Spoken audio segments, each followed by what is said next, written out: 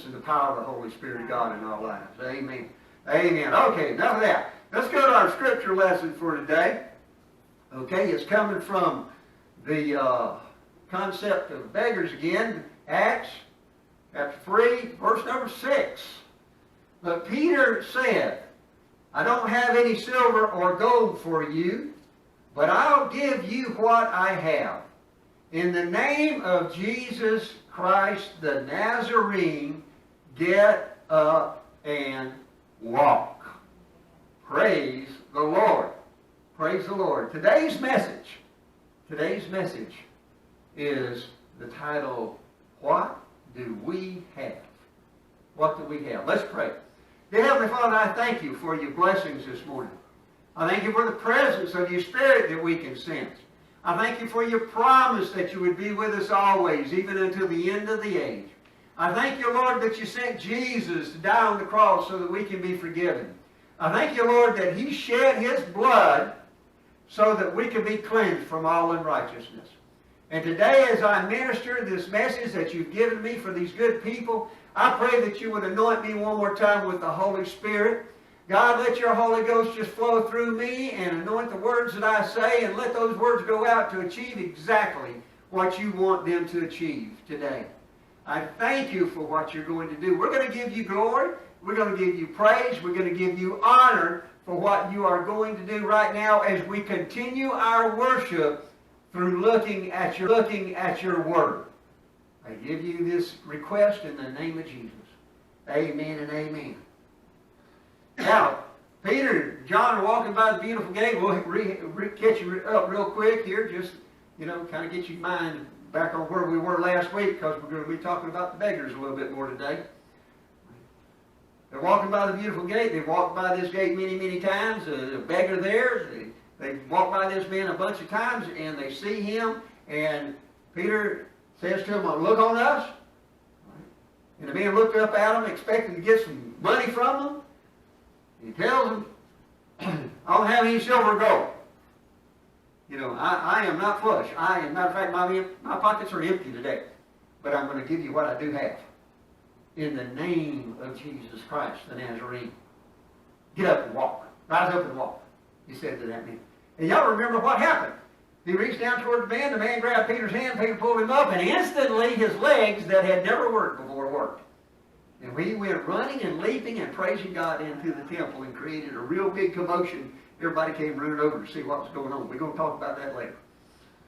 Now, I want to continue with the concept about looking at the beggars for just a minute, and I'm going to use that same picture that I used last week in my message. Now, I encourage you, whenever we walked out here last week, to go see if you could find you a beggar somewhere to look at and to really see if you can find the deeper needs of that individual in their lives so that you can help them find provision for that deeper need.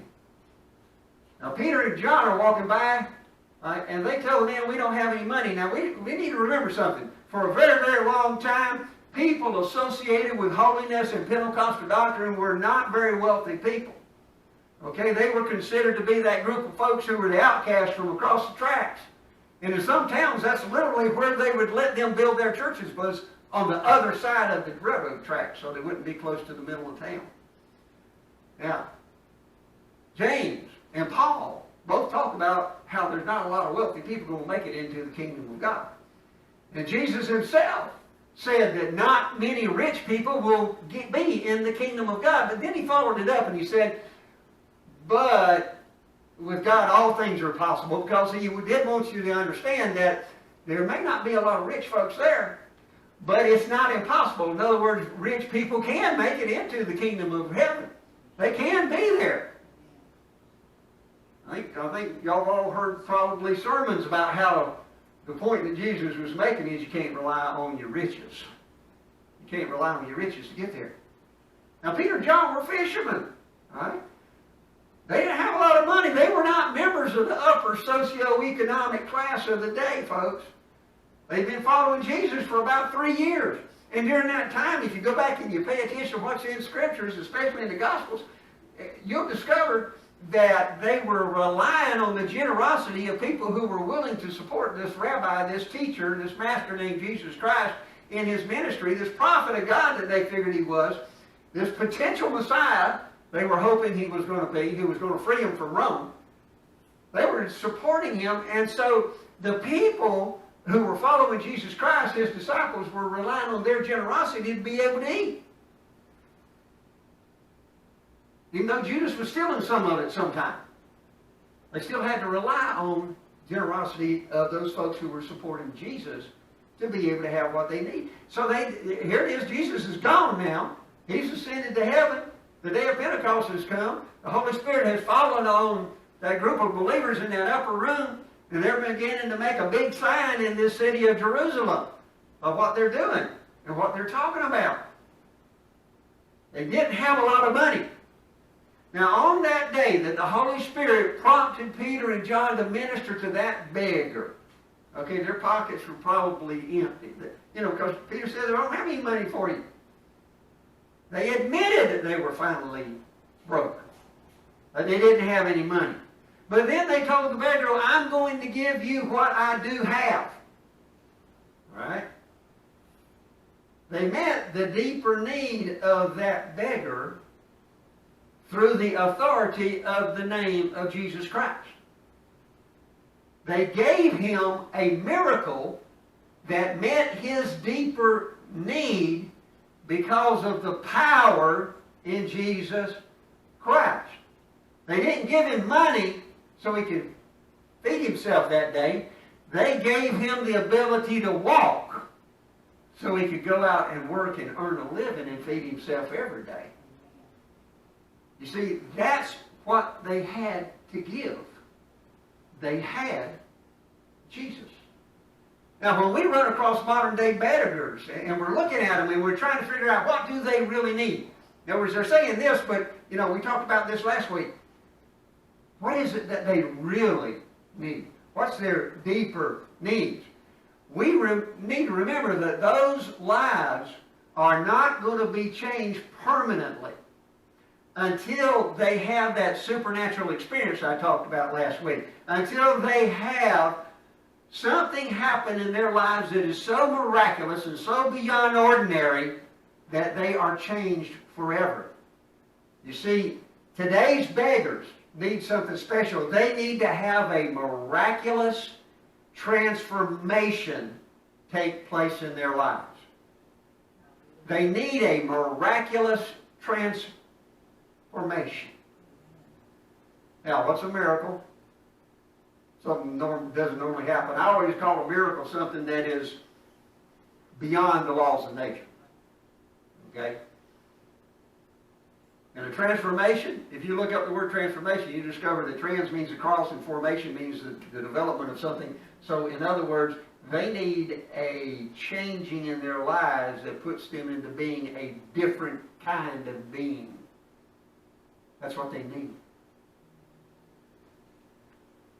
And that transformation is only going to come to them when a servant of God, and I'm not talking about a preacher or an evangelist, I'm talking about somebody who is following the voice of the Holy Spirit of God, goes to them, discovers what their deeper need is, and then through the authority in the name of Jesus, through the power in the blood of Jesus Christ, through his place as Son of God and Redeemer of mankind, they help them have their need provided for.